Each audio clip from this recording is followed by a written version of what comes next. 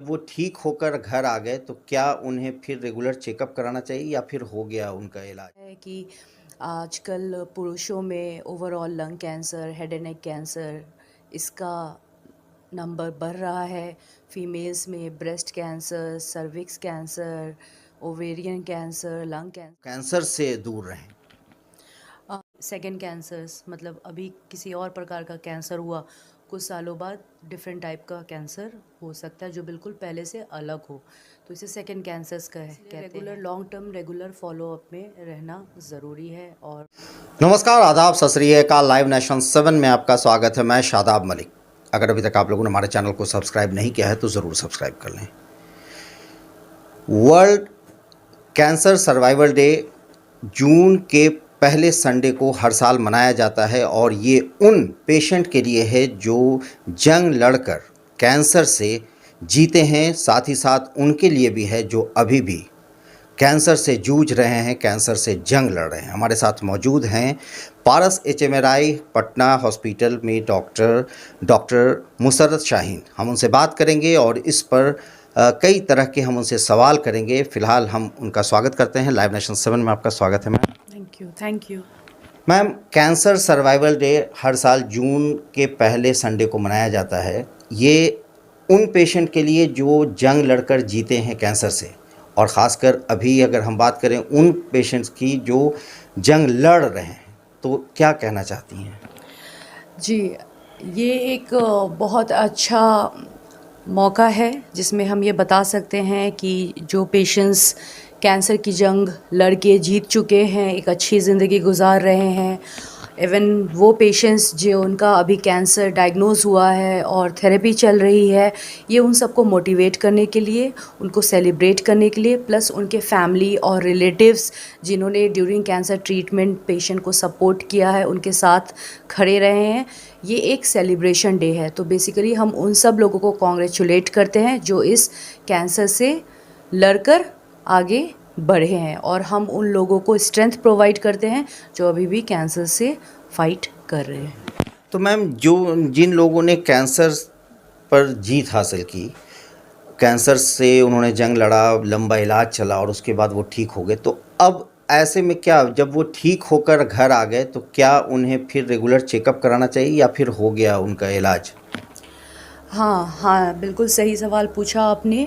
अब कैंसर ऐसी बीमारी है जो जानलेवा होती है, हम सभी जानते हैं। उसका टाइमली डायग्नोसिस, टाइमली ट्रीटमेंट हो जाना चाहिए।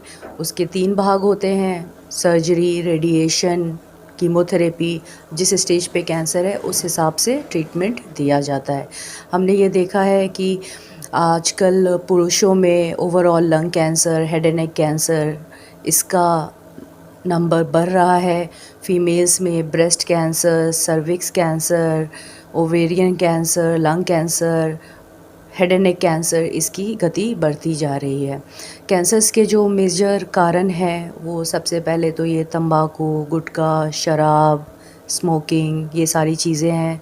दूसरा फिर जो हमारे वातावरण में पॉल्यूशन है वो हमेशा बना हुआ रहता है, वो भी कई प्रकार के कैंसर को करता है।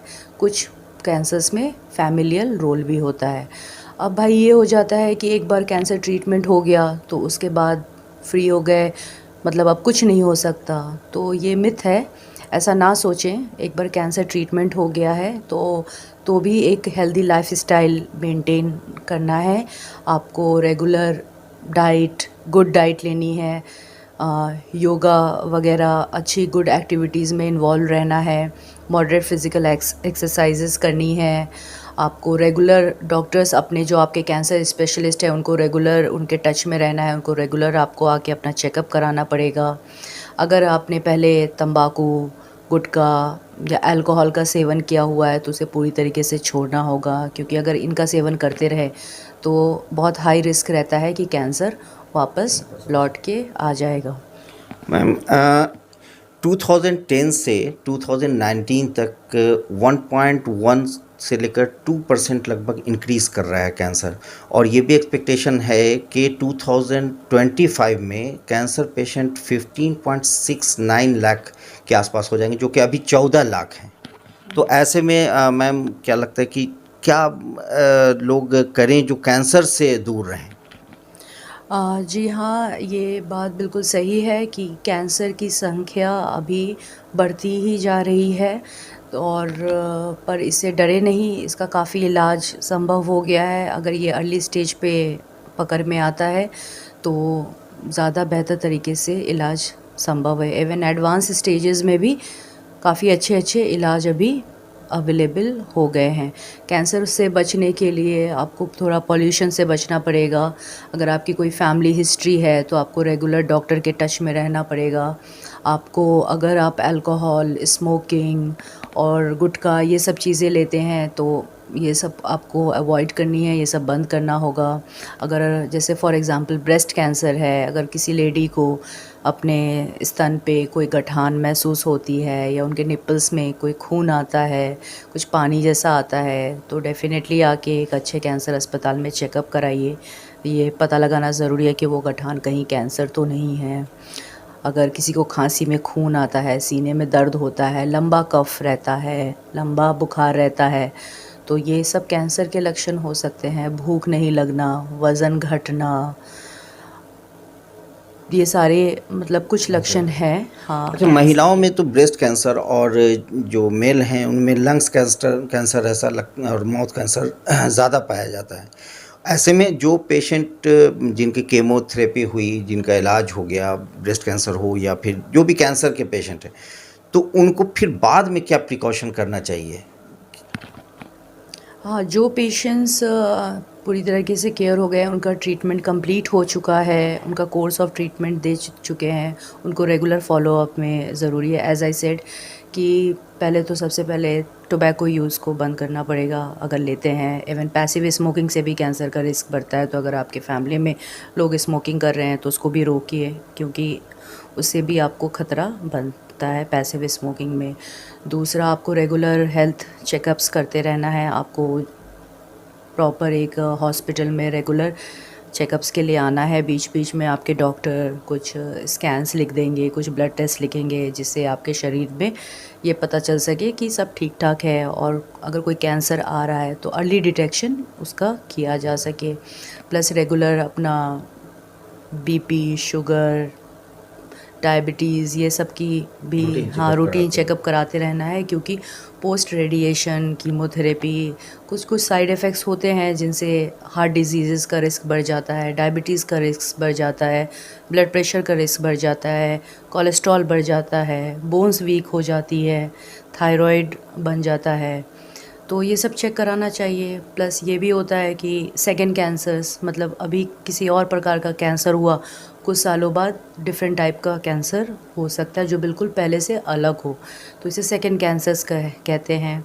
तो ये ज़रूरी नहीं है कि जल्दी आए, मतलब हो सकता है ये 10, 15, 20, 25, 30 साल बाद भी आए। इसलिए regular long term regular follow up में रहना ज़रूरी है। और प्लस एक हेल्दी लाइफस्टाइल मेंटेन करें, नॉर्मल डाइट लें, हेल्दी डाइट लें, थोड़ा बहुत वॉक करें, थोड़ा बहुत एक्सरसाइज करें, ठीक है, पॉजिटिव थिंकिंग अप्रोच रखें, तो फिर सब अच्छा है। अंत में डॉक्टर मुसर्रत शाहीन उन पेशेंट्स को, जो पेशेंट जंग जीत चुके हैं कैंसर का और जो लोग जंग लड़ रहे हैं, उनको क्या संदेश देना चाहते हैं? जी, जो पेशेंट्स ये कैंसर की जंग जीत चुके हैं, मैं उनको यही संदेश देना चाहती हूँ और कॉन्ग्रेचुलेट भी करना चाहती हूँ कि उन्होंने एक बहुत ही टफ़ जंग को जीता है, एक वॉरियर की तरह, एक फाइटर की तरह, और वो सब एक विनर्स हैं। प्लस मैं उनकी फैमिली और फ्रेंड्स को भी सपोर्ट देना चाहती हूँ, जिन्होंने उनकी इस टफ़ जर्नी में उनका भरपूर साथ दिया है। तो जो भी पेशेंट्स हैं, कैंसर सर्वाइवर्स हैं, वो अपना रेगुलर हेल्थ चेकअप कराते रहें बीच बीच में, और एक पॉजिटिव लाइफ जिएं, एक गुड मेंटालिटी के साथ जिएं, एक अपना पर्सनल हेल्थ रिकॉर्ड बना के रखें।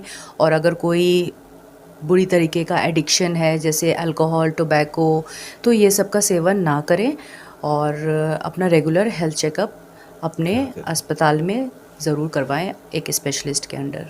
बहुत बहुत शुक्रिया। तो डॉक्टर मुसर्रत शाहीन ने साफ तौर से ये बताया कि किस तरह से जो सर्वाइवर हैं, जो जिन्होंने कैंसर से जंग जीता है, वो पेशेंट भूले नहीं कि उन्होंने कैंसर से जंग जीता ज़रूर है, मगर उन्हें रेगुलर चेकअप की ज़रूरत है। वो डॉक्टर के कंसल्ट में रहें, साथ ही साथ उन पेशेंट्स को भी हिम्मत दिया जो जंग अभी लड़ रहे हैं कैंसर के साथ, कि आगे उन्हें कामयाबी मिलेगी, मगर वो उन सारी चीज़ों का ध्यान रखें जो डॉक्टर उन्हें सलाह देते रहें। बने रहे हमारे साथ, देखते रहे हमारा वीडियो। अगर अभी तक आप लोगों ने हमारे चैनल को सब्सक्राइब नहीं किया है तो ज़रूर कर लें, साथ ही साथ ट्विटर हैंडल पर हमें फॉलो ज़रूर करें। धन्यवाद।